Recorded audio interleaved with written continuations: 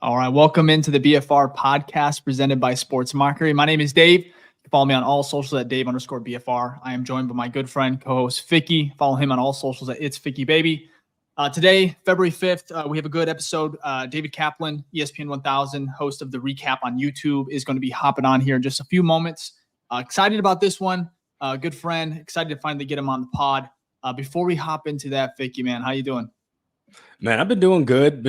We still have, I feel like I always do like a check-in for like how Twitter's doing, every episode. Yeah. I feel like that's like a trend now, but like, it's still the Caleb Justin conversation. I don't know how you feel, but like every day it still feels like the needle's exhausted. Moving. Yeah. Tired. Is the correct word. Yeah. But don't you feel like every day it's getting quarterback? Yeah, no, I've almost like, we have to obviously talk about it, but I'm almost like, do I need to mute like Caleb Williams, Justin Fields, quarterback? You know what I mean? But I'm like, well, then I probably won't have a Twitter feed. That's like all my stuff. So, but I will say it feels like every day we get closer to this draft, like the needle just nick over to Caleb. So interesting stuff. I know it's just talking points at this point. Like obviously there's a lot, everyone's got an opinion and we'll probably ask Cap about it as well. But like, boy, there's a lot of discourse. And then Pam Thompson on YouTube said, I agree, exhausted. Hi guys. Hey Pam. But yeah, it is. The discourse is getting wild out there, but we got to love our Bears fans. Oh no, yeah. I mean, yeah, go ahead. Oh, go ahead. No, what were you saying? What comment? No, I was gonna say MC Fact, our OG on here said, go ahead and hit the like button. Yes, we appreciate that. Please do hit the like button. It helps the show. We really do appreciate that. No, absolutely. We are actually almost to 3,000 subs as well. So you guys have been killing the like button as of recently. So if you can just go ahead, if you're hopping in right now or watching later, take a moment, hit the like button. It's a really easy way to support the pod. But we're so close to 3,000 subs and it's, the beginning of the off season. So it's going to be fun. I really want to preface this. I'm excited about the Bears. Like, don't get me wrong, but it can be, like you said, exhausting to an extent, Caleb, Justin. But I will say this, and I know we're going to talk about with Cap here in a moment. That meter, I feel like it's really tilted from Shefty. All the big guys, the big J's over there have really been talking about, we don't see this really as a question. It's more so Caleb is going to be a Bear. And it's a matter of like, okay, when is Justin out the door? What are they going to get for him? That's almost the question I feel like we're getting here. Yeah. But I'm excited to kind of.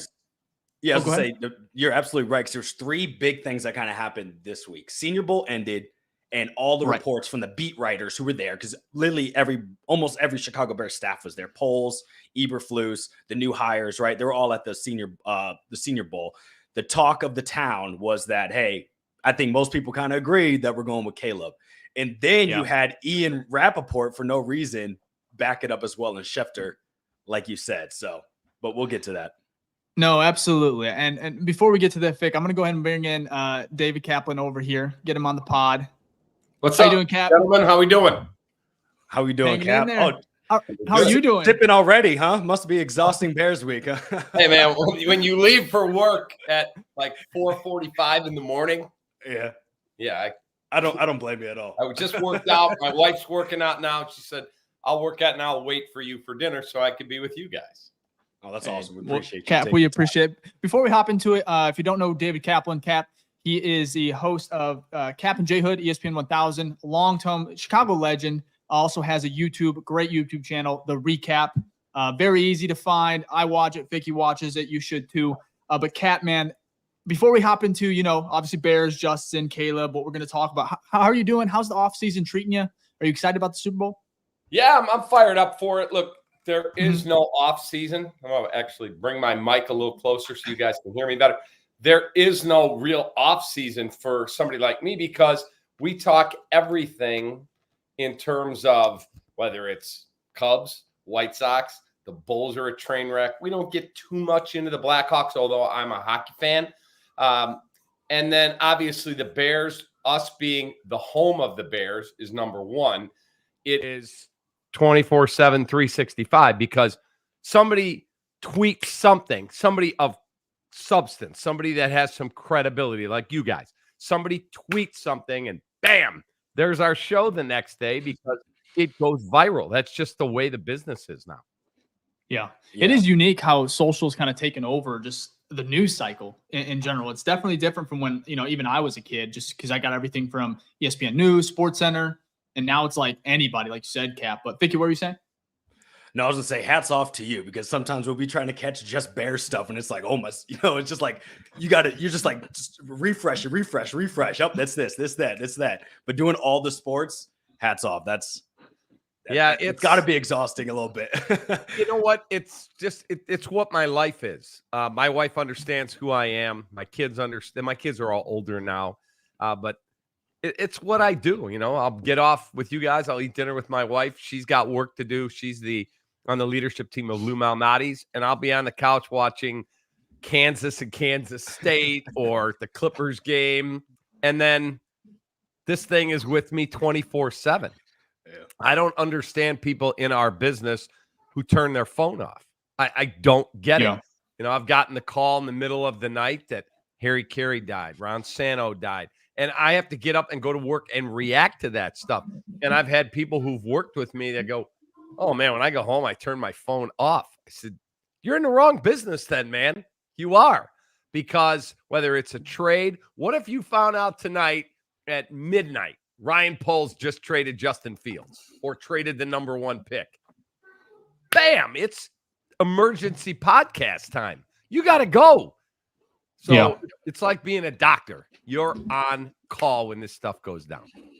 Absolutely. That's a great way to say it, to be honest. I feel a little bit more motivated talking about the quarterback situation now. So, Cap, you kind of brought it up here. Caleb, Justin, if you haven't heard about it, it's obviously a huge conversation right now. Colin Cowherd kind of lit a fire last week. I kind of wanted to start there about Caleb maybe not wanting to come to Chicago.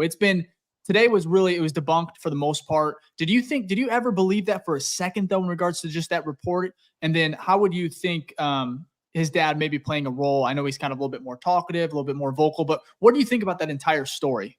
So I did not put any real credence into what Colin said. Look, Colin makes $6 million for a reason, because he draws ratings. He's good at his job. He's very talented.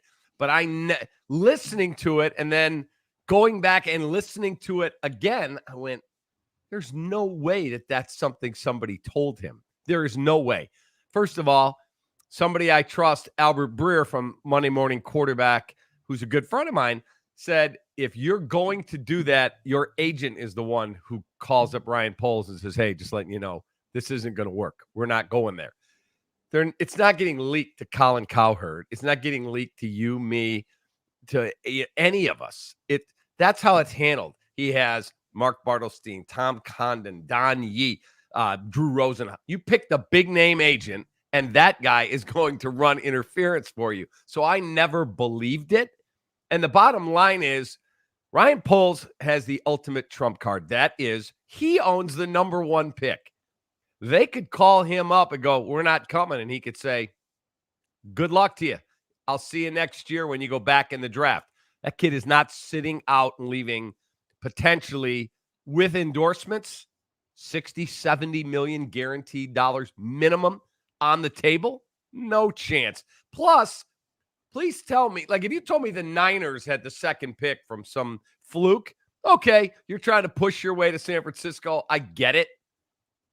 Washington just had to get rid of their owner because he was a lunatic with sexual harassment and all that other stuff alleged. And they don't have a great team. The Bears have a way better situation. And this city versus that city, stop. If they take him and he is what they think he is, this generational, amazing player, and he leads the Bears to greatness, he will own this town and he will end up on the Mount Rushmore of Chicago sports. No question. That was my first thought too, is like, oh, really? Chicago, one of the biggest markets that's been starving for a superhero to come in and take the throne, but you'd rather go to DC? Like, you'd rather force your hand to go to DC? I was like, yeah, it doesn't really, you don't see that. I mean, I know it's happened previously with Eli Manning, John Elway, happens about once every 20 years, but I don't know. It just sounded a little fishy, especially he doesn't even have an agent. So correct. As Colin said, he has a marketing girl. Isn't that what Colin said? Yeah, I think so. Like, oh, Colin. No, and to be honest, though, the Bears are in a really really good spot for a young quarterback when you think about the roster and everything like that, which is rare to say, especially for a team that has the first overall pick. So overall, I didn't really buy either. But I had another question for you, Cap, in regards to just Justin Fields. If they do kind of get rid of him, there's a question here. What do you think the return and what value does he have in the league right now? What is your kind of thought process on it? See, I like Justin. There's this narrative out there that those of us in the media that say we'd take Caleb must not like Justin. Hey, man, if Justin is the guy ducking under center next September in a Bears uniform, I root for the Chicago Bears. That helmet back here, I don't know if you guys could see that. That's a Justin Fields helmet signed by him. Signed too. Yeah, right there. Justin Fields, number 1. I love Justin Fields, but I'm also not naive to, hey, man, if you get the dude at quarterback, and I'm not convinced Justin is the dude, if you get that guy, you got to take him. So let Ryan Poles do his work. And then at the end of it, if he says, well, he checked all the boxes, I got to take the guy. The Cincinnati Bengals were overwhelmed with offers. We want Joe Burrow. We'll give you 3 number 1s and this player and that play. And they went, nope, we need the dude. And they took him, and they made the right call. That's where I think Poles is headed. Now, is he the guy? He's got a lot of work he's got to do first. But, boy, it's going to be awfully tough to convince me they're not drafting that kid.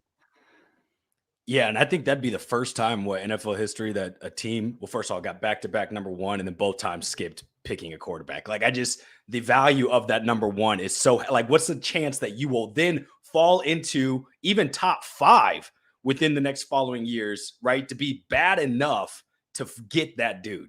Okay, let me ask you guys a question. If you are Ryan Poles, and when you took the job, your owner said, you got to fix quarterback, whether it's Justin, we got to get this thing on stable ground. Ryan Pace, nice guy. He works for Atlanta now because he wasn't good enough at his job. Okay, now you pass on Caleb Williams and you keep Justin. And right now, Justin is the 4th best quarterback in the NFC North if Kirk Cousins goes back to Minnesota. That's just a fact. Now, could he get better? Certainly. Better players, better coaching, all of that. Let's assume Caleb Williams is that dude. And all of a sudden, you're like, oh, my God. The team we traded him to is in the AFC or NFC title game. We could have had that guy. And here we are scuffling along with like the 18th ranked quarterback, if that's what happened. If I'm your owner, I'm calling you in. I'm going, guys, we had the number 1 pick last year, and we passed on C.J. Stroud. And that's okay. We made a good trade. Now there was another guy there. We had the number 1 pick twice. There were 2 generational quarterbacks, and we didn't get either of them. You're fired. Get out. You better make the right decision. This is his I believe this single decision will define his career for the rest of his life. Because if he keeps Justin, and Justin is great, and Caleb busts somewhere, you're a genius, man. Conversely, if you take Justin and Caleb is a star and Justin never quite gets there, you're getting fired. So you better make the right decision. Yeah, I think there's less risk with the Caleb route too, because obviously reset the contract, buy yourself like if you want to be selfish, as I'm Ryan Poles, I buy myself time to have this position longer as well, like as being GM. So I feel like you can't pass on it twice. I just don't think it's going to happen. Just let him do his homework and talk to everybody. And, it's amazing. I was talking to somebody who got drafted many years ago. He's like, dude, they went back and talked to my 3rd grade teacher because the guy I was talking to said, yeah, I got into a fight with a kid. I was in the 4th grade. He was in the 3rd grade. And they wanted to know why I got in a fist fight with a kid all the way back in the 3rd grade. They leave no stone unturned. But when you're going to guarantee somebody not only the money, but he's the face of your multi-billion-dollar organization, they want to know is that a good person? Can I trust that guy? Because if he gets in trouble and he's all over ESPN and Fox and everything, it's not just his name, it's your organization. Yep.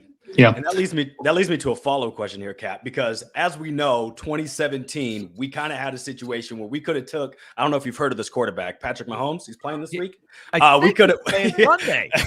Sound familiar? Yeah. Yeah. We could have taken him, right? But instead, obviously, we traded up from 3 to 2 and took Mitch. So as you've been a Bears fan longer than me and Dave have, obviously, and there's not much trust with this Bears organization in making the right decision with the quarterback.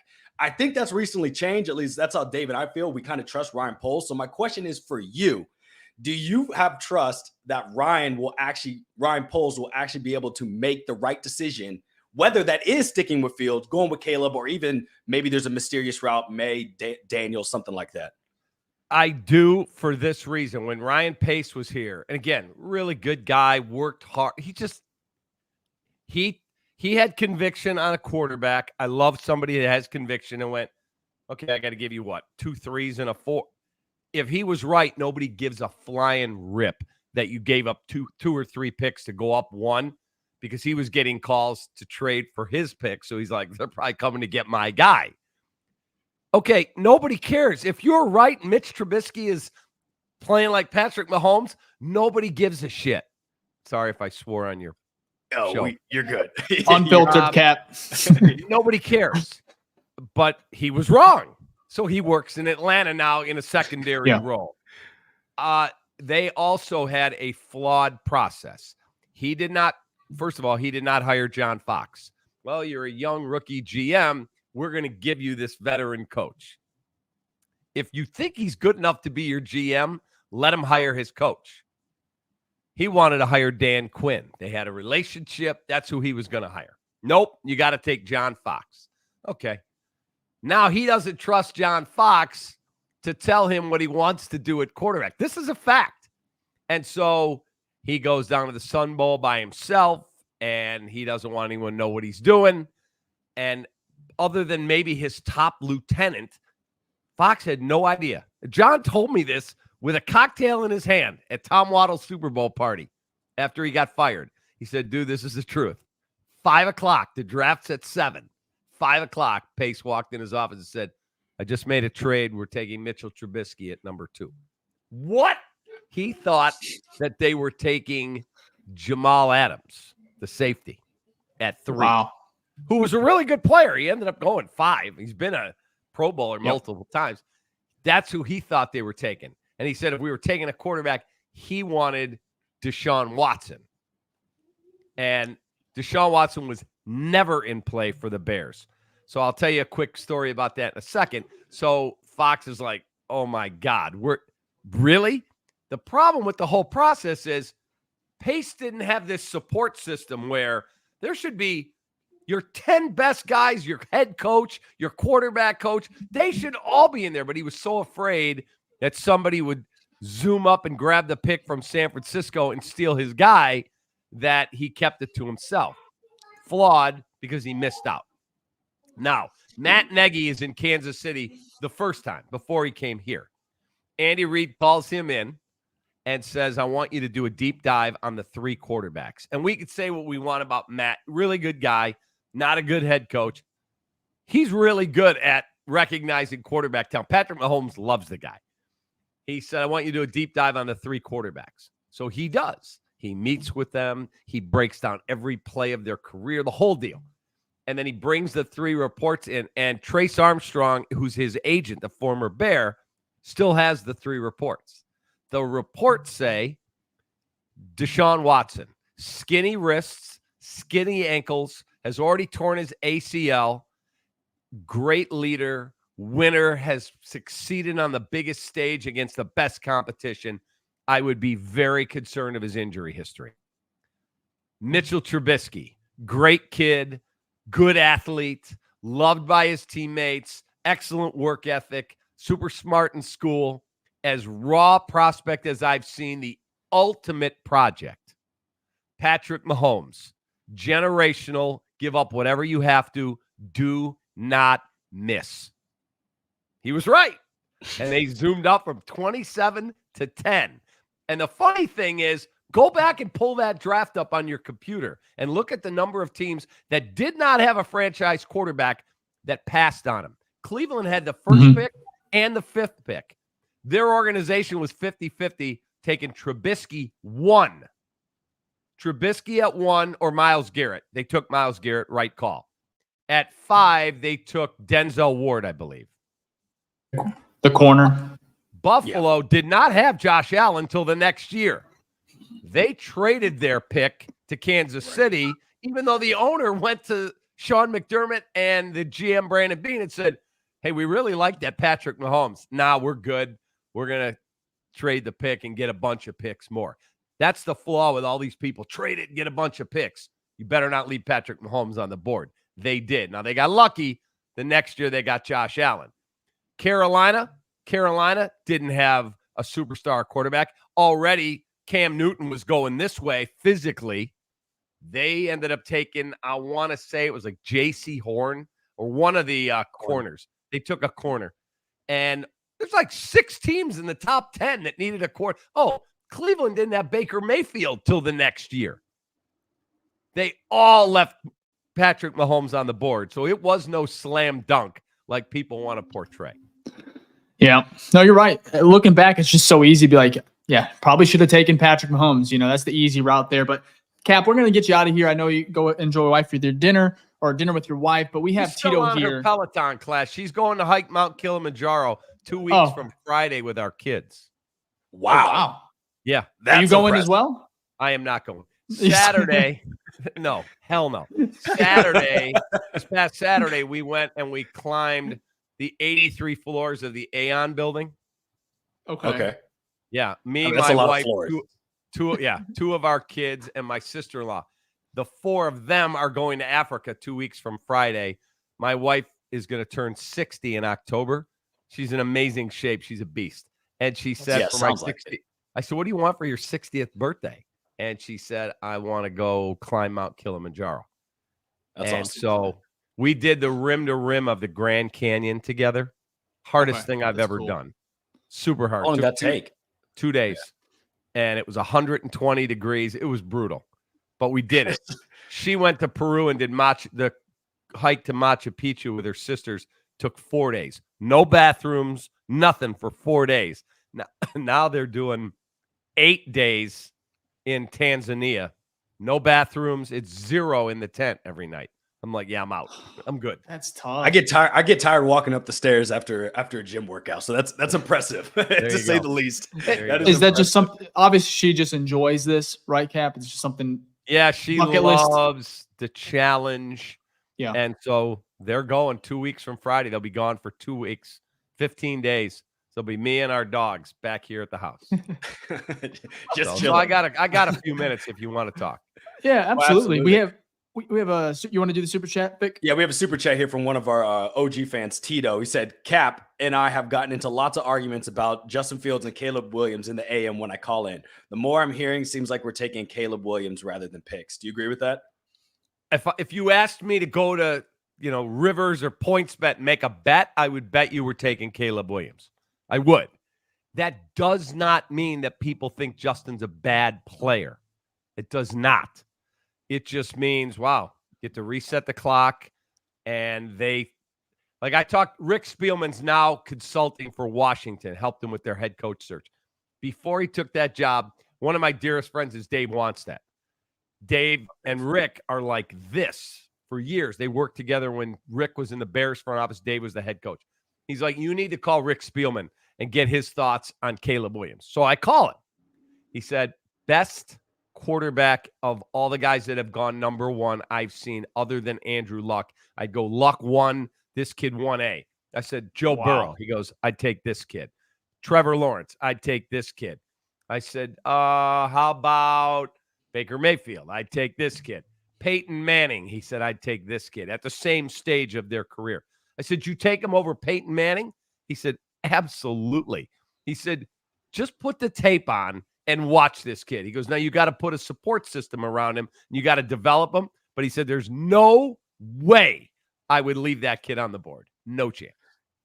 Well, you said a key word there, which has also been a flaw of this team. Development. Maybe not much now, right? Because I think now we're look at some of the guys that Poles has drafted, these young guys, especially on the defensive side, and you kind of see them then flourish. Like even if they started off kind of slow, I think of like Kyler Gordon, right? First 6 weeks, we're like, oh, what a flop of a pick. Now everyone loves Spider, because he plays well out there. So my question is, do you have faith that obviously there's some new coaches in here, especially on the offensive side, but do you have faith that this coaching staff under Eberflus will be able to develop a high caliber player such as Caleb Williams? Well, first of all, you've got to fix your offensive line. And I think it's getting better. I really do. I think this narrative that we have this horrible offensive line is flawed. Darnell Wright was a great pick at right tackle. Tevin Jenkins, if he can prove he can stay on the field, is a hell of a guard. I hope they move him to right, and then I have Darnell Wright and Tevin on the right. You got to go get a center. I can promise you, Lucas Patrick, unless he's a backup, he's not your starting center. There's zero chance. Yeah. I hope not. They really liked the kid in Miami who was going to be a free agent. He tore his ACL late in the season. So I don't know what's going to happen with him. Braxton Jones, he's a good player. He's not a star, but he's a good player. I think they're going to add more to the offensive line. Nate Davis has to play better. He was okay. He had lost, I think, his mom, and it really affected him. So I think the offensive line is going to get tweaked. It'll be, I think, markedly better. I think Darnell Wright's going to be a really good player. I think they've got to go get a number 1 or 1A receiver. Love DJ Moore. Now, if you tell me I've got Rome Odunze or Malik Neighbors, you're not getting Marvin Harrison, I don't think. No. But you get me one of those guys, or you sign me T. Higgins in free agency or Mike Evans. Now you become somebody else's problem. Maybe it's Brock Bowers, who's a good receiving type tight end, where Cole could be used more as an inline and receiving type tight end. And then they got to get a rush end. They got to get somebody opposite of Montez Sweat. And I'm telling you, this team is close to taking a step. I really, truly believe that, whether that's Justin at quarterback or Caleb Williams. Yeah. Cap, I have a question for you. As far as development goes, one of the biggest, actually it's not really talked about now, but Matt Eberflus, how do you feel about bringing him back? Do you believe that was a good idea? I would not have brought him back, but I would never have hired him. He's not my style coach. And some people will go, well, you're just a meathead. Yeah, probably. I like Dan Campbell. Dan Campbell's my kind of coach. And in a city like this, Dan Campbell would just own it. There'd be Campbell's Restaurant. I mean, it would be insane. I've got a hat downstairs. There's a book that you guys should read. It's called Grit, Grit. Pete Carroll uses the grit test that goes with that book when he was drafting and signing players. The grit test says, well, you might be the most talented guy. You might be not as talented, but guess what? You have grit. The other guy, there's just something missing. Grit's going to win out 9 times out of 10. So I wanted a guy like that. Eberflus, he just isn't a great face of your team. Players like playing for him. Poles thinks he's a really good coach. Look, I didn't like Lovey either. And players who I am good friends with, like Olin Kreutz, said, dude, he may have been lousy at the podium, but we loved playing football for that dude. So I'll trust Ryan Poles. I'm going to trust him on the quarterback. I guess I got to trust him on his coach. I mean, he did make improvements, and he sure know how to run a defense. So, there are some positive, signs, but I totally get, especially with the modern NFL, the ideal situation, you get your quarterback, you have a great offensive mind, boom. You know what I mean? You get your Andy Reid, Patrick Mahomes. I know that's the best example out there, but that's kind of the way of the modern NFL. So we'll see what happens. Yeah, it's going to be fun. Cap, I want to kind of go to the defensive side of things real quick. Jaylon Johnson, are you willing to pay big time money for him? What? For next topic, next question. We'll go to the next one. No, for real, elite cover guy. Yeah. Elite. You got to pay those dudes. When you remember, go back and pull up the quotes from Bill Polian when they were tearing the Bears up, and he was the consultant. He said you've got to have roughly 10 to 12 blue chip guys to be considered a playoff team and maybe make a run, and then got to get some breaks. Who did we have that were blue chip guys? Maybe Roquan. Robert Quinn was trending this way. Akeem Hicks was old. He's not even in the league anymore. Khalil Mack, they got rid of. You didn't have a lot of blue chippers. When you look at that team right now, Jaylon Johnson is a blue chipper. By the way, a Ryan Pace guy. I think Jaquan Brisker is a blue chipper. I think Kyler Gordon is a blue chipper. I think Montez Sweat is a blue chipper. I think Darnell Wright is a blue chipper. If Caleb Williams is in here, he better be a blue chipper. Yeah. He better be. DJ Moore, blue chipper. You have maybe Tevin if he stays healthy. All of a sudden, look at the talent level on the team. I truly think they're headed in the right direction. I really do. You can even look at Tyreek Stevenson, who obviously still rookie year. One. But it's like the corners are I think are all under 24 years old, which is crazy, incredibly rare to have such a young set of corners. And you look at the entire defense, it's just a lot of youth there. I want to kind of fast forward to March here. Are there any free agents you would love the Bears to sign, like maybe like Saquon Barkley or just any name here that Cap, you're like, I want him here next year? Look, Saquon Barkley's a great football player. He was on ESPN today, and he said, look, if we can make the money work, meet in the middle somewhere, I want to stay in New York. I can't pay a running back on his second contract like thank you $15 million. No thanks. I mean, like, look at Kansas City. Now, I think they've got to upgrade their offensive line in the offseason, and they need a receiver. Pacheco's a beast. That guy's a seventh rounder. Yep. Yes. I do think we need a scat back type guy who's got really good speed. Look, they took Jahmyr Gibbs at number 12. I wouldn't have taken a running back that high, but he's a damn good football player for the Detroit Lions. And they were in a position, man, we're close. We think we can take the next step. All right, let's roll the dice and take that kid. The Bears aren't in that position yet. I want to take, for me, just so we're clear, if I'm running the team, I'm taking Caleb Williams if he checks all the boxes at number 1. And then I'm getting a great receiver if one's on the board. I think the 3 wide receivers could all be gone by 9. Yeah. Is Brock Bowers worth taking that high? Maybe, maybe not. Joe Alt, the offensive tackle from Notre Dame. There's going to be somebody really good sitting there at 9. You're going to get better. Yeah, I think also at 9, most likely, who knows, it is the NFL draft, but you're probably going to have one of the top 2 DNs there as well with Dallas Turner and Jared Verse. Yeah. So if we went Caleb Williams, obviously we go offensive first. Would you be disappointed if we pick someone like Dallas Turner from Alabama or Jared Verse from Florida State? I would not. Now, I've gotten to know Ryan pretty well. He is the first guy I've seen who's as wedded to his board as anyone I've ever met.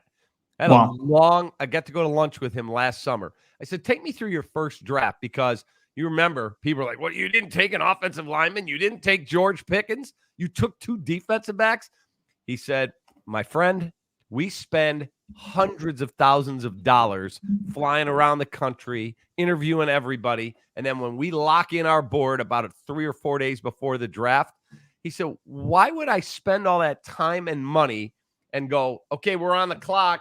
Jaquan Brisker's the number 1 guy on our board. Let's go 5 slots down because we need a receiver. He said, that's just stupid. If you set up a board, you take the best freaking guy on the board, period. He said, Jaquan Brisker, I knew was going to become a Pro Bowler eventually. He said, if I watched him do that in another city and I took someone lower rated, I would never forgive myself. Wow. Well, Cap, I want to kind of filter that. So this year, similar to what the Texans did last year, Cap, they got their quarterback, then they moved up and got the edge. Who was the edge from? Will Anderson. Yeah, Will Anderson. Mm-hmm. So for me, say they love Caleb. They fall in love with him. He's their guy, but they love Marvin Harrison Jr. He's on my board right here. Is there even a possibility that you think they may actually move capital to go up and get Marvin Harrison Jr.? I would be with him. To go from 9 to what number? It would have to probably be 3. I don't think he gets to 4. 3 or 4. He's not getting past 4. For this scenario, 3 or 4. I would be stunned. Yeah. I don't see any way he does that. I can tell you, he loves Malik Neighbors. Loves. Yeah. I don't know. It's great to hear. Where do you think he's going, though? He could be 6, 7. They're saying that he could go 5 or 6. If Harrison's gone, that kid could go. So yeah.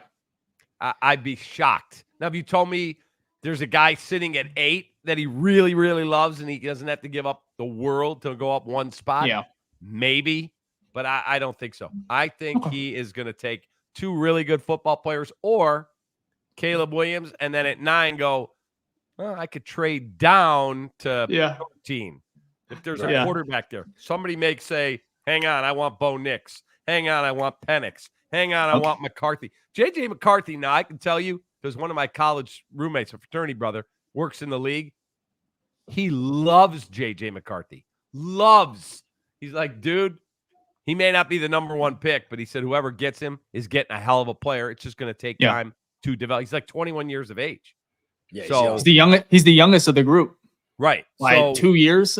Yeah, most of them are actually kind of up in age. So, like, could I see Ryan Poles going, okay, you're at 12. I can still get an offensive tackle or a rush edge who might be better suited at that number.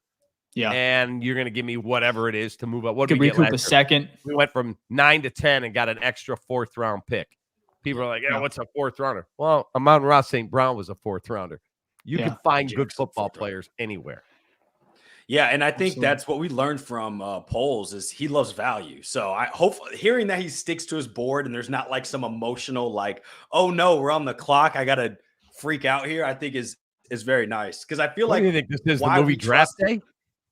Yeah, I mean, based off some of the stories you hear, Cap, and you probably have heard way more than what Dave and I have heard, but like some of these decisions, you're like, what? You switched your mind like last second? Like it doesn't, so it's crazy how like you said, Ryan says you put thousands of hours into this. And then within 2 minutes you go, we're going to go with this instead. Blows my mind. Yeah. I used to scout in the NBA for 4 years. I could tell you Tommy Waddle was with me. I am literally at the Final Four, and the coach at Iowa State does an interview with us. And I've also been scouting in the NBA. And I said to him, hey, tell me about Marcus Fizer. Marcus Fizer was the 5th pick in the draft for the Bulls, maybe 4th. And he said, great kid, he can't play. Cannot play. I said, serious? He said, he's late first. He goes, anyone that takes that kid in the lottery is going to be sorely disappointed. He knew Jerry Krause, rest in peace. 4th or 5th pick. Chicago Bulls select Marcus Fizer. And I'm like, really? Like, guys panic, man. I got to get a forward. I got to get one. Just get the best freaking player. Totally off topic, Cap, and this will be quick. What are you doing with the Bulls right now? Are you blowing it up? Like, wow, they are.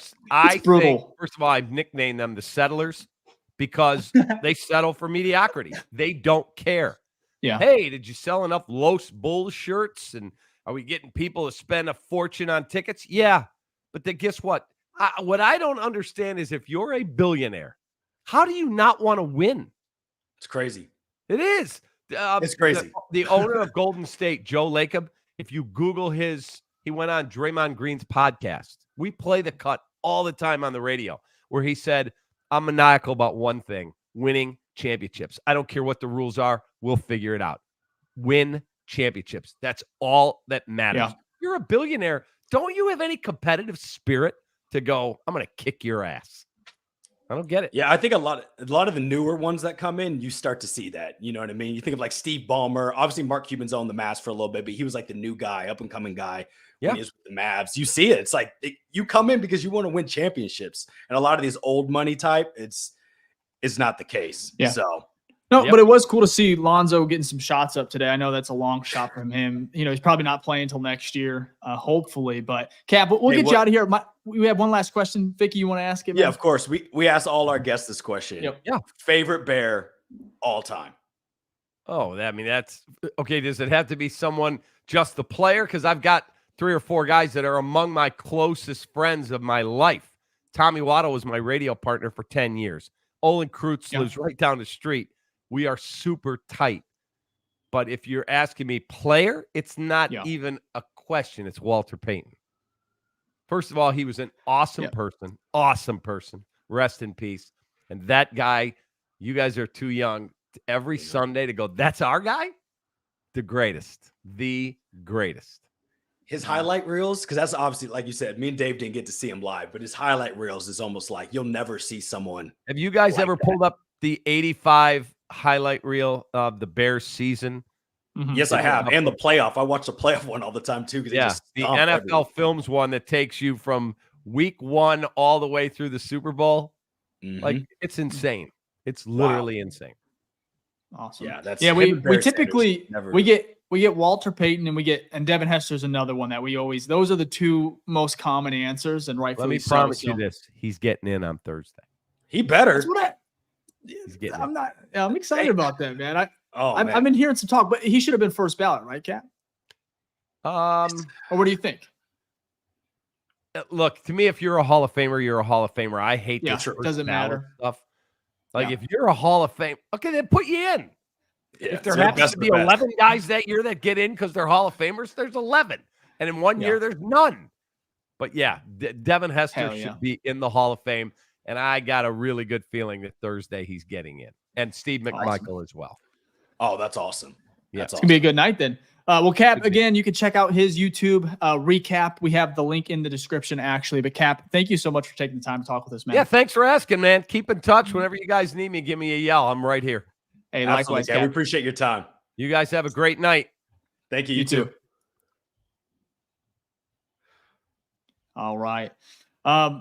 Well, shout out to Cap. We'll go ahead and switch Dave and Ficky on YouTube here. But shout out to Cap for hopping on. And you heard it here first. Devin Hester, not first ballot, but Hall of Famer this week. Let's go. Honestly, I'm not even gonna lie to you. I got a DM today. I'm not gonna say I heard the same thing. They're like, hey, just want to let you know Hester's getting in. You didn't hear it from me. So I'm not breaking news, but Cap kind of said it, and now I feel really confident because I just heard it before we hopped on the pod. So it's about damn time, man. I really do. I know we talked about first ballot, but if anyone deserves, I'm just happy he's in, bro, because he's the best at his position, hands down. There's no better returner ever. So it only makes sense, right? I don't care if you're a kicker, you're a long snapper. If you are the best at your position, right, and there's no one that can touch you, how are you not in the Hall of Fame? It's a team sport. Every position matters. So I'm glad. Well, here's the thing: we're never going to see Hester. We're never going to see a Hester player again. Like Cordell Patterson, maybe the closest to it, but with the rules now and the limitations on kickoff, unless they change them, it's like we're never going to see an electric player like Devin Hester ever again. Punt returns, maybe, but it's like he changed the game. So shout out to him. Shout out again to Cap. What are you saying, Fick? No, at least you won't see that 2-year run. That 2006 is rookie year, 2007 is sophomore year. You will never see a 2-year stint of just return madness. Like, and the way he would return them, I mean, it's punts, it's field goals, missed field goals, it's kickoffs, running left and right, backwards, forward. And then, of course, the iconic, it won his rookie year, like Super Bowl return. Like, it's just everything about that man when it came to returns is iconic. And then also what I think is great about him, and I think JP talked about it because he played with them at Miami, is that he came in, he was a kick returner, punt returner, but he was corner to start off. He literally played on defense, right? Didn't play a lot, but he played. Then he developed from the defensive side to being like a decent wide receiver, like big play type of player. Run a slant, 12-yard slant, take it. I think it was his first touchdown as a wide receiver. It was like a 12-yard slant, cross the middle, good luck catching him, gone. So the fact that it's not just like he was outstanding as this returner, he also put in the work and developed his skill set to be a starting wide receiver with Jay Cutler for a good amount of time. So hats off to him. Great to hear. Well-deserved.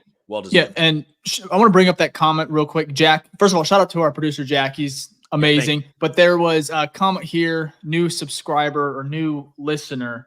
I just want to go ahead and shout out to Jaylon Johnson for going ahead and joining. Ficky, I'm going to let you have it. This is kind of your segment. Absolutely. If you're new here, this is what we got to do. Get with the program. So, first off, shout out Jaylon Johnson on YouTube. Said, new listener here. You guys have a dope-ass podcast and just gained a new sub. FYI, everybody knew Jaylon Johnson, by the way. I'm kind of a big deal. LOL. Well, I love it. Now we know you new because it's not going to be hard to remember that name. So appreciate any of you new people in here. So if you are new, we always ask, go ahead and leave a hashtag New Face Gang in the chat. We'll give you a shout out before the end of the show. And then if you're an OG, which I see a bunch of y'all in here going crazy, love it, go ahead and give a hashtag OG and we'll give you a shout out at the end of the show as well. And of course, if you love the show, give us a like, a sub as well. You can hit the notification bell so when we have a new guest on, you don't miss our live shows. We really appreciate that. And for our Apple, Spotify, all our other podcast listeners, please, well, first off, thank you for listening. And please give us a review, 5-star, 4-star, 3-star, whatever you believe we are. Like, the reviews help out not only with pushing our show forward, but if there's things we need to work on and change, we take that into account as well. So really do appreciate that. And then also when Cap was on, Jack, I think there was a super chat. I think it was the second one, the one after Tito. We didn't get to give it love because Cap was talking, obviously. If you don't mind throwing that one back up. Yeah, here we go. I did kind of chuckle. I don't think Cap saw me, but I read it. I think there was another one. I think there was another one, Ficky, after this as well. But okay, this one, okay, good. Me. Yeah, so this is from Derek Rose, $4.99. Thank you so much. Really appreciate it. Said Cap looks like Adam Rank after a few adult brownies. So yeah, if you see me laughing halfway through when Cap wasn't saying something funny, that's probably it. So the ball kind of screwed up there. That's messed up. They shouldn't do Cap like that at all. Shout out to Derek Rose though. Yeah, we appreciate that. That comment right there when I read it, man, I tried to like not smile. So I went to take a drink of water, almost spit up my water. I was like, that's messed up. But first of all, Adam Rank, he's awesome, legendary. Shout out to Cap again. I really enjoyed him hopping on. I know we've been trying to get him on the pod for a while.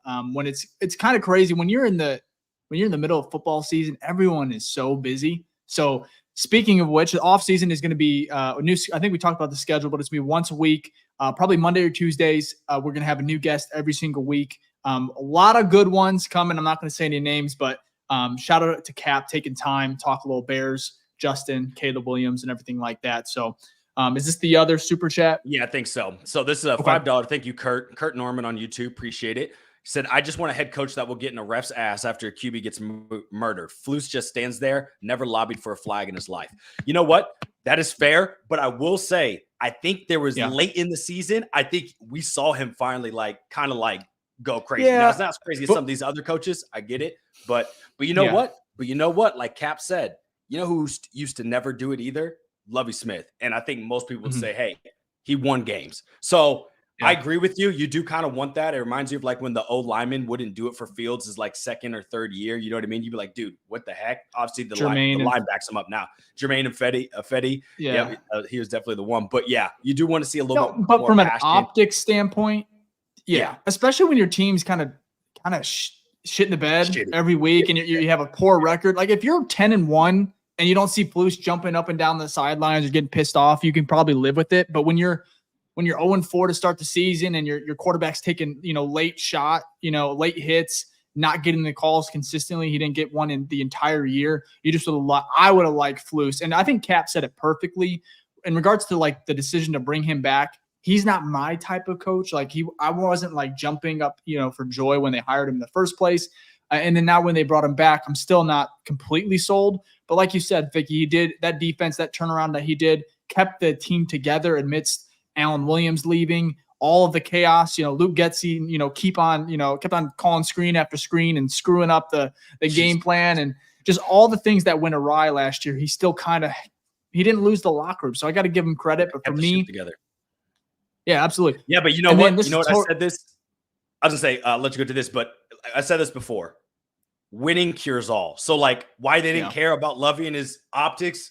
The man won every, you know what I mean? Playing for the NFC North every year, making the playoffs basically. Even his last year out, won 10 games. So if Flus has a lot to prove, he's obviously not there yet. But if we start to see, oh my gosh, we're competing for the NFC North next year, and especially with a rookie quarterback or something like that, people are going to be like, people are going to complain. Obviously, that's the nature of humans. But you're going to hear less and less of that because all we care about is winning. So, that's all you should care about is winning. Hopefully. At the end of the day, that's what you get. That's what you get graded on. Nothing else really matters. Except for, I guess you could say the Dallas Cowboys. What are you saying, Vic? I see you. No, I was going to read. If you put that comment back up, I can't read part of it, but I do appreciate the comment. Sorso said, it's crazy how good this podcast is, and I'm not, just, being a fanboy. It's exactly what I expect to listen to Bears podcast. We really do appreciate it, and I think, our motto for this show is, this is a show for the fans, by the fans. Me and Dave are just fans just like y'all. We want to give you the fan experience. We don't have experience in the NFL You know, we weren't on any coaching trees, anything like that, not ex-players. So we just want to give our perspective, bring in people who do have the experience, like a David Kaplan, you know, people who have knowledge about the team, like Jarrett Payton, you know, and let them give their thoughts. And then we kind of just give ours. So we really do appreciate that. We're trying to make it just a place where you can come and listen. It doesn't feel like, it just feels like, you're talking to your friends, that type of ordeal. So yeah, really no, absolutely. And if first of all, this podcast, it wouldn't be possible without sportsmarket.com. We, our new home, we've been with them over a year now. You can check out all my writings over there, my articles. But I do cover the Bears for Sports Mockery. And again, shout out to them because they've been a great partner. But yeah, the love, I think we're almost at 3,000 subs. I know I keep saying it, but like, it's been a really quick climb just from 2K to 3K. And it's because of the community. Like, we all love the Bears, and I don't know why, but we talk about it, on a weekly basis. And it's fun to kind of continue to grow the community. And again, shout out to Jack, who's producing the show. And then Ryan, who is sick with the graphics. You look at the thumbnails, the jersey swaps, he's killing it. So we're excited, man. We're excited. I do have something funny. I was gonna say, we do, and we'll get back to Bears talk, but we do have some things in the pipeline that are really going to help strengthen the community. Great stuff for you. Fun stuff I know you'll enjoy, because I know we'll enjoy it as well. So we just want to say you guys will get rewarded. We thank you so much for taking time out of your day to listen to two fans complain about the things that go wrong with this team. You know what I mean? So we really do appreciate it. Really, y'all are helping us with our vent session, especially on those post-game lives. So we really do appreciate it. Absolutely. If you guys have any questions, we're going to probably end the show here in a little bit, but if you have any questions, throw them in the chat. Jack, if you can star them, that'd be great. We'll kind of take those to end the show, but there was this is one of the reviews from the Apple podcast. He gave us 5 stars, vet Bears fan. He goes, great pod. Only suggestion is try not to talk over or interrupt each other as often. And he's talking about me and you, Vic. And I was just like, just right here. I was just like, I don't know if you could see it, but I was laughing. I was like, that is so true. Well, and we've been doing, this is episode 58, 68. Yeah. Something. Yeah. 58. So eventually we'll get there. But I thought that was funny. But if you guys want to go ahead and rate the pod, and maybe leave a review either on Apple or Spotify, well, maybe we can go ahead and start, sharing some of the funny ones, even the bad ones, like I said. But hey, you gave us 5 stars, so we're doing okay. But we love the feedback too. So yeah. But anyways, Ficky, before we kind of close here, before we get to our final questions, what are your thoughts on Justin and Caleb right now? I know we talked about it prior to Cap coming on, but we both kind of been doing this QB meter. You and I've seen your tweets, man. I've seen you kind of you're poking at the Justin Fields, and I'm like, this man, who is this?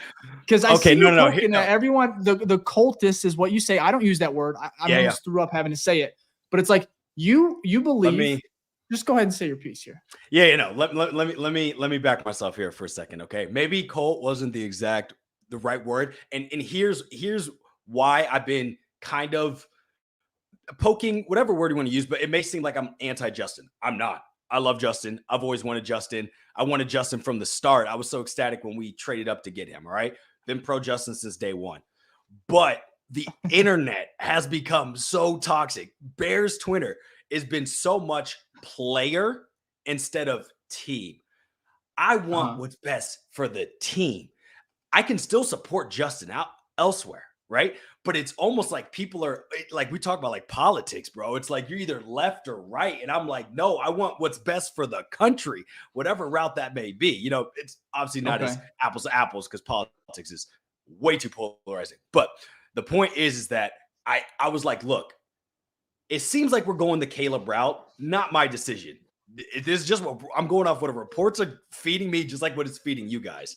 People are commenting all this, like, it's Fields, and I'm like, look, when there's smoke, there's fire. It seems like there's a lot of smoke that we're going to go with Caleb. Guests we bring on the show say we're most likely going to go with Caleb. It just seems like that's the route. And I think the people who are backing on Fields are almost like double downing. And I'm almost like, hey, like, come over to my side, where it's like, okay, you know what? I have to face the reality of what I ultimately really want.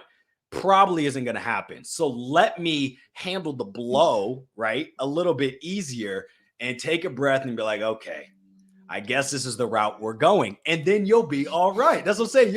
It'll be easier for you to handle. But I know the cult word was probably not a good one because I definitely stirred the pot with that.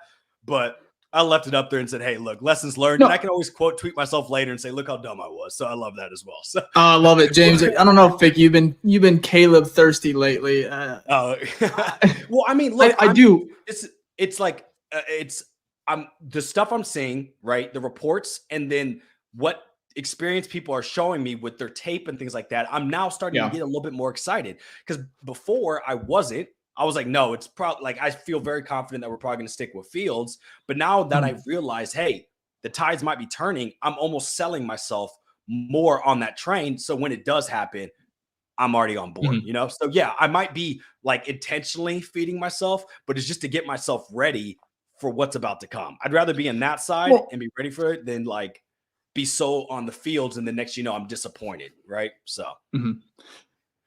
Well said. I'm going to give you a pass here. Just don't use that word anymore, Ficky. No more, Ficky. You're better than that, man. No, that was my first mistake. It's all good, though. No, I think you're right, though. The writing is on the wall. I really do believe it is Caleb. I was messaging Kyle Long. We're going to get him on the pod earlier. I think a couple weeks ago or whatever. But his family, his wife had a baby. Happy for them. But the one thing he sent me, after, we talked about, not being able to make it, but he was like, got to be Caleb. And I was just like, all right. So it's like everyone we talk to, everyone, it's just like a no brainer. And it sucks for Fields because is it fair? The Bears, if they were at 9 right now, they didn't have number 1. You're sticking with Fields. You're sticking with Fields, but the Bears are in such a crazy, unique spot once again, where you can't pass up on a guy, which I watched his film about December, I think is when I went through that. And I haven't done it since really. But that's when I kind of dove into it. And I was like, because I wanted to hear about, like, we heard about Caleb, week 4 after they started 0-4. And so I was like, okay, but really got into his film and I'm not a guru or anything like that. Never going to claim to be, but it's like watching him, sure, he's smaller, but it's like the one thing I know about him is he is insanely gifted when it comes to throwing the football. Not just how he, the deep ball or anything, it's his release. Is so different than Fields. It's almost like CJ Stroud, I would say, where it's like so quick. And for me, it's like having a guy like that, I think that's rare. And a guy who can get off, weird. I know Fields kind of does those unique arm angles, but it's like Mahomes is even better at that. And the one guy we keep on hearing, Ficky, whether we like it or not, whether you hate it, this is Patrick Mahomes-esque as far as Caleb Williams as a prospect. And I think the scouting report, I want to end with this, Ficky, because I tweeted out last week and I wanted to read you both Justin's scouting report and then Williams' scouting report. And this is from, I think, Daniel Jeremiah. So this is Caleb Williams coming out of college. He goes, Williams has average height and a thick muscular build.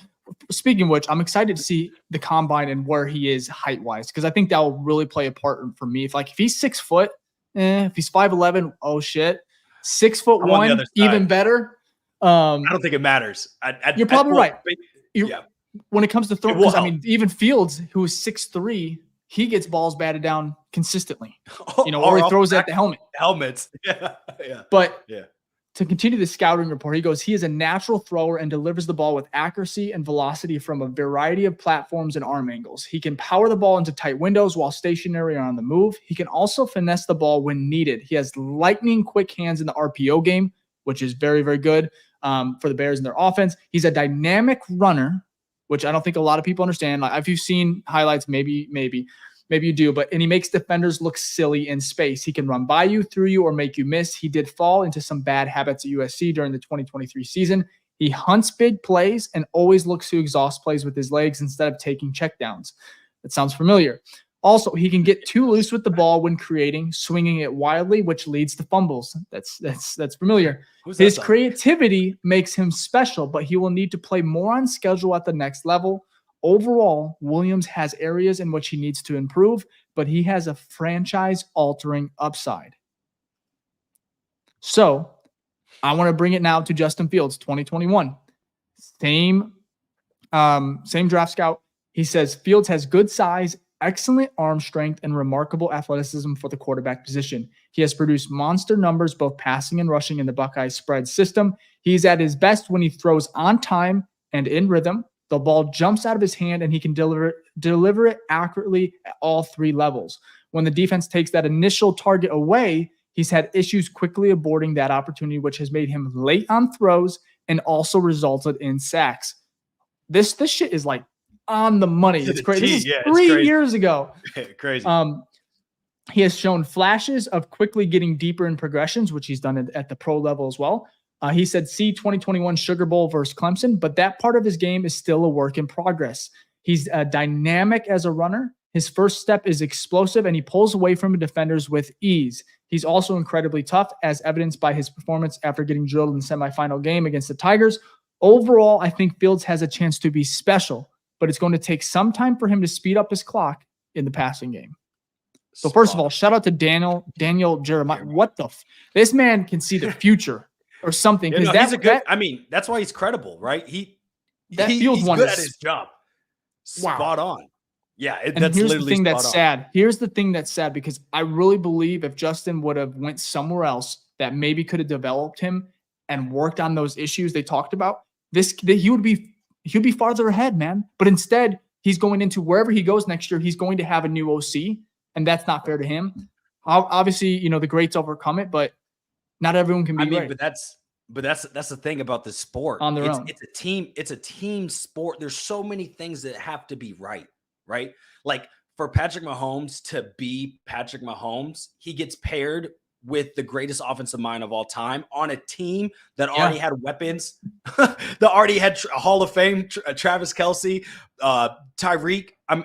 So it's like you drop one of the greats with other greats. Obviously, he's going to thrive, right? If you pick him up and drop him in Chicago, that's not going to be the case. Doesn't mean he wouldn't still be great, but do you think he's battling for 3, 4, 5 championships if he's on the Chicago Bears when we would have picked him with the John Fox on his way out? Come on, not the case. That's why it's so important for these guys to fall into places where the team is, it's not like the worst team, the worst organization, right? And they build around them, have a scheme that's built around them. So, and that's another thing too. There was I think there was a comment here from, I'm gonna pull it up real quick, Jack. You don't have to worry about it. From that guy, 44, said, you guys see Tom Pelissero's report about the staff being geared towards Caleb. Just curious on your reactions. Well, that's my point right there, right? Obviously, we're not in the room, but it seems like the people that they're probably bringing in, right, are probably like, hey, we're going to go with Caleb. Like, they're already working on, like, how they're going to build this team through Caleb. So when Caleb falls in here, there's already a game plan set so that his route to being successful is like that. The success rate is much higher than what it would be if you're dropping them into a situation where people are out the door, right? So I just feel like this team, because we're not actually the worst team in the NFL, we're the 9th worst. I know it doesn't sound great, but like Kaplan said, we have 5 to 6, 7 blue chip players on this team. Yeah. He's not coming into the worst situation like we were when we were picking 3rd in 2017 with Mitch. That team in situation, 10 times worse. So you said 9th worst, but a couple plays from being what, 12, 15, 12, 13, middle of the pack. We're not, we're middle, lower middle area. So, and we're young with the 3rd youngest team. And the team has gotten, like, we ended on a positive note as well. So things are, what our record shows isn't how bad we were. And when Caleb comes here, he's only going to make us better. Obviously he's a rookie. There's no perfect prospect, right? We all understand that. But I think that's why, and not just me, but everyone we have on the show, thinks that we're probably going to go the Caleb route because it just makes sense in this situation. As much as we love Justin, we will support him where he goes unless we're playing him. I'm sorry. It's Bears first over anything, right? But like wherever he goes, obviously I want to see him do well and whatnot. Not as well as us at the end of the day, right? It's the Chicago Bears podcast, I heard not Justin Fields podcast. But there was I don't think it was legit, but it said that the Bears aren't going to trade him to an NFC North team. I think it was one of those Twitter accounts that just like say stuff and see if it sticks or whatnot. But I'm like, I would prefer him probably to go to the AFC, just because can only imagine. But anyways, no, I agree. I'll root for if he goes to Atlanta, wherever he goes. I'll be a fan of his for a while. And I think it's going to be a lot different than Mitch Trubisky and him going to Pitt. What's the question, Vic? No, yeah, he's more talented. Mitch Trubisky pulls us out of like clear house, like Kaplan said. You're fired, right? But it's actually an interesting thing that came up. I think Albert Breer was talking about like the trade compensation that Fields might get, right?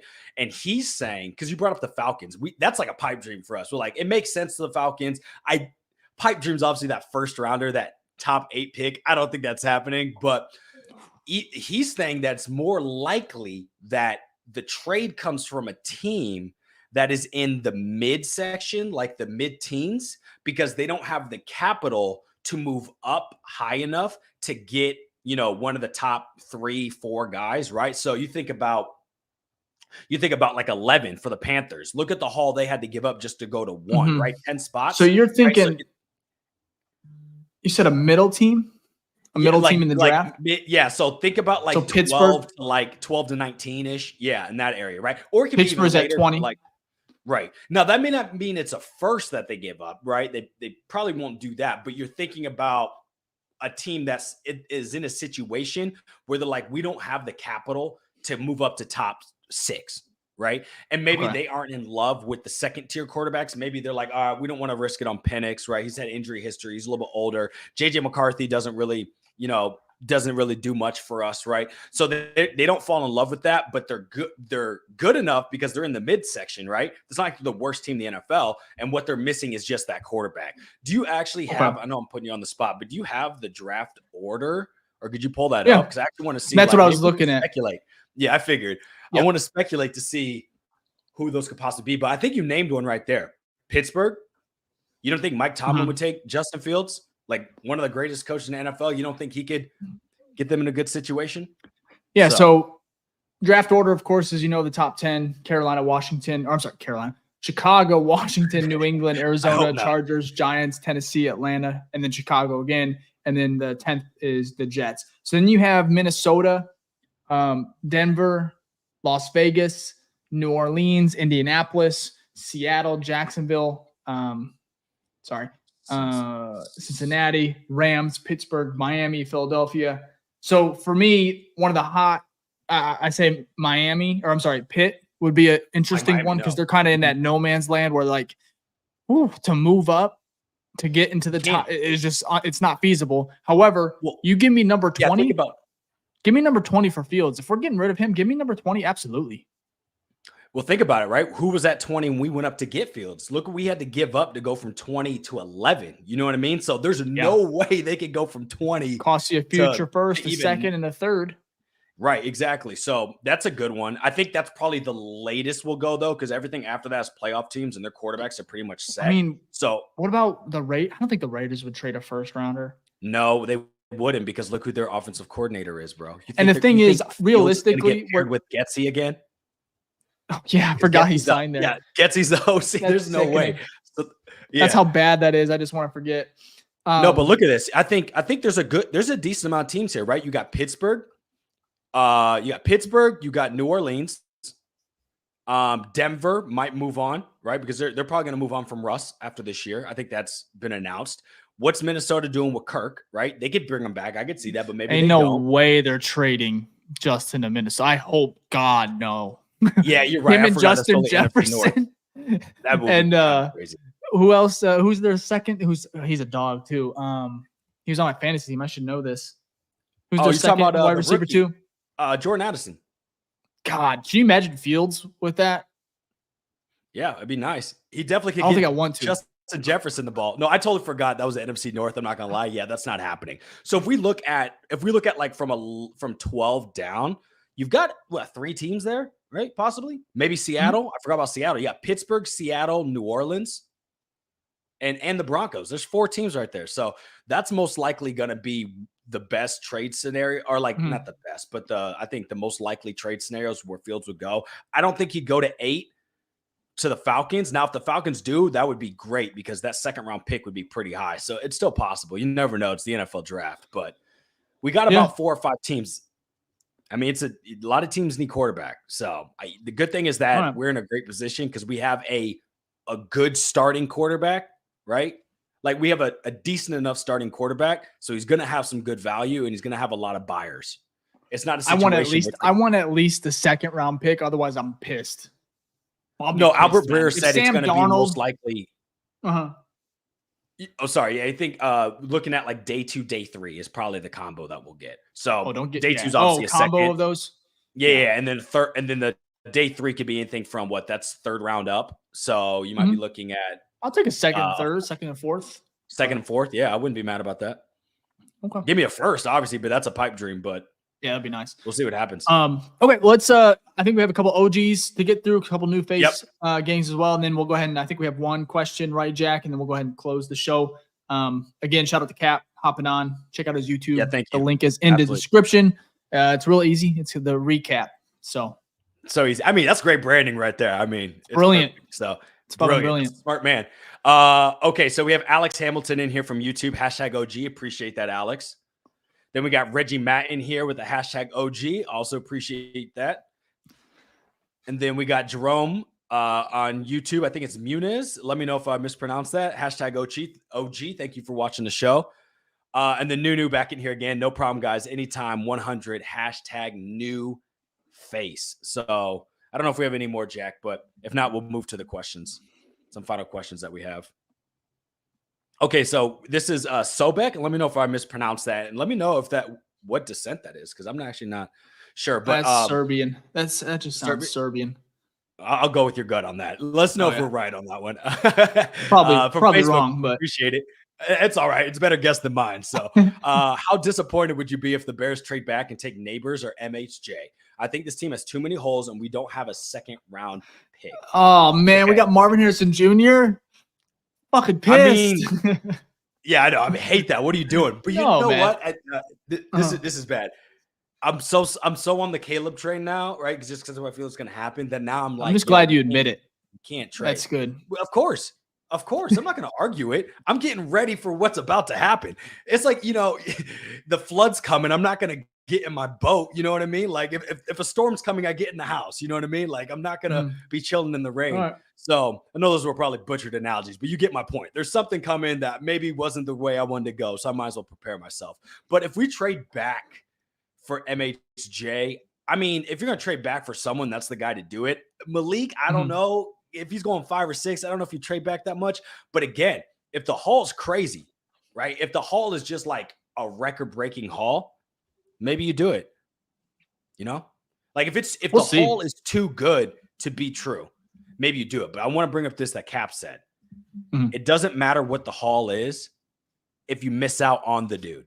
Or if you trade up to get the dude, it doesn't matter what you traded for. The picks don't matter is if the pick you traded up for or traded back from is the guy or is it? You know what I mean? It's all about just making the right choice.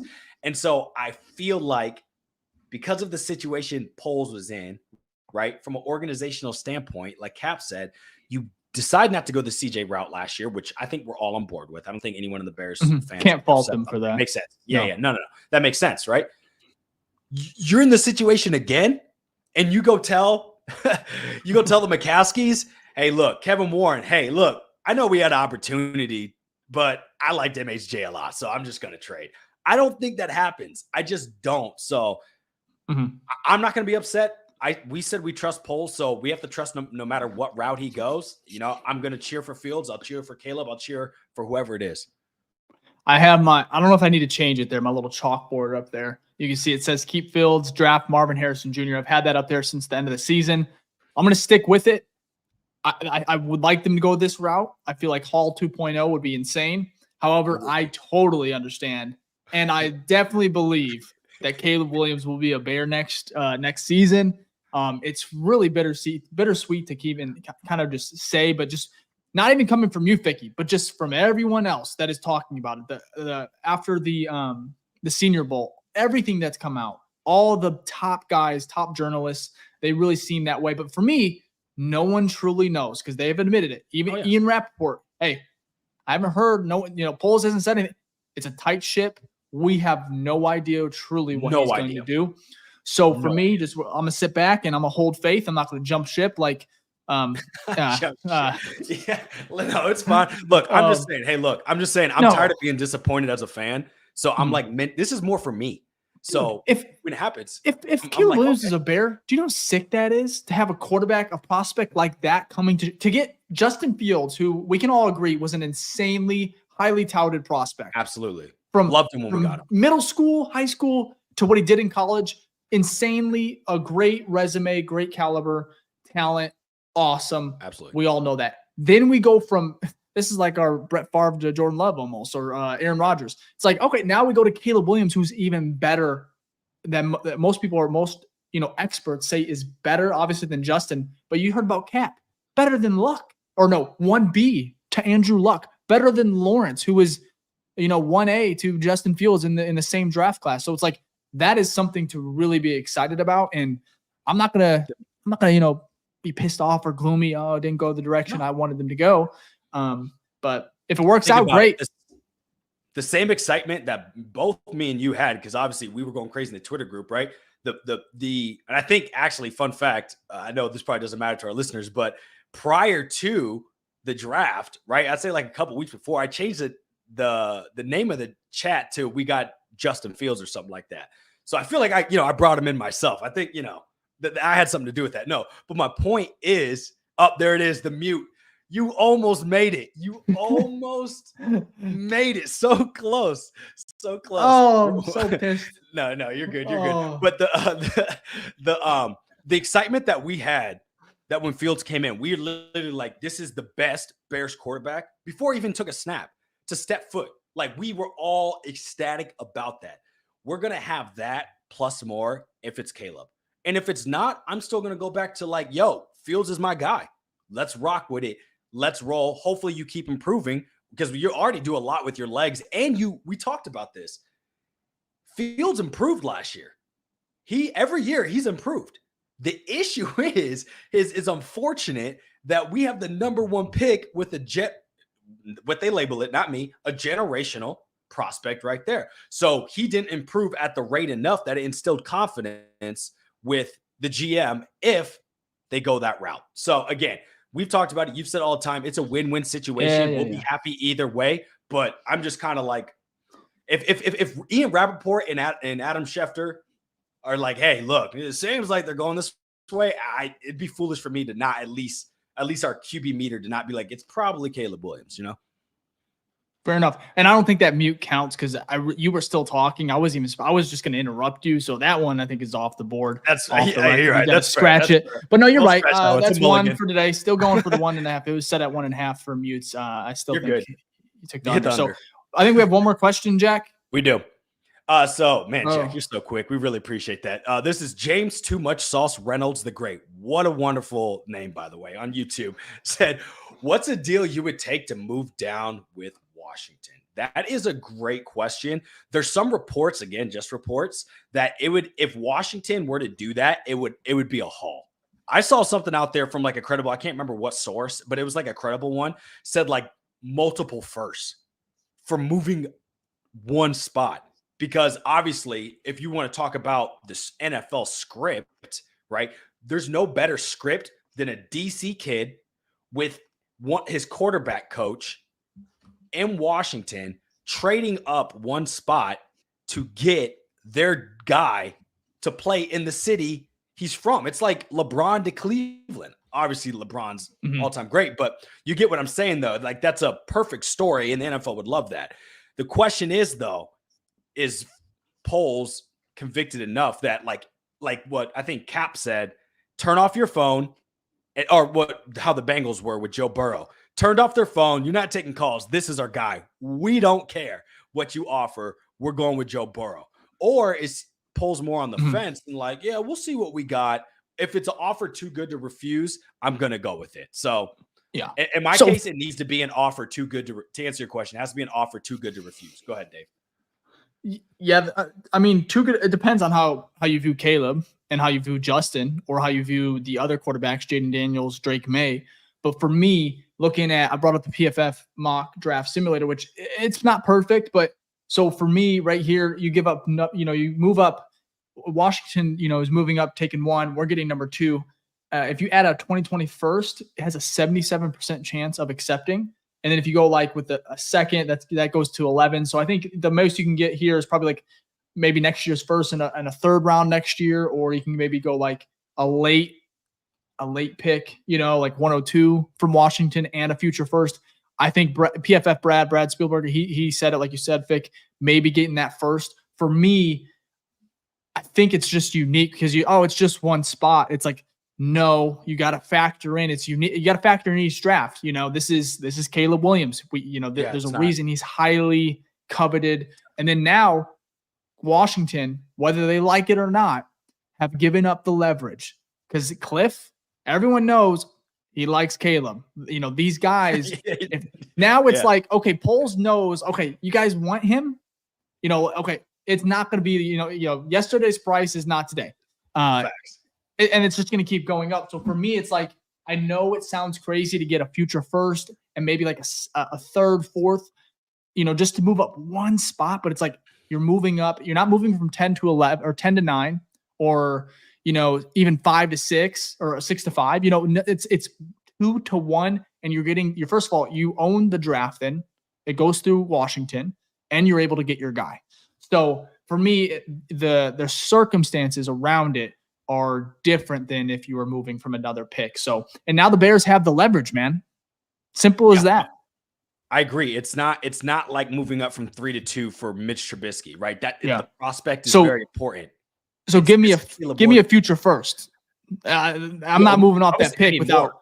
Yeah, I would say 2 for me. For me though, that's me. I'm like, 2? if you're gonna risk on at the end of the day, right?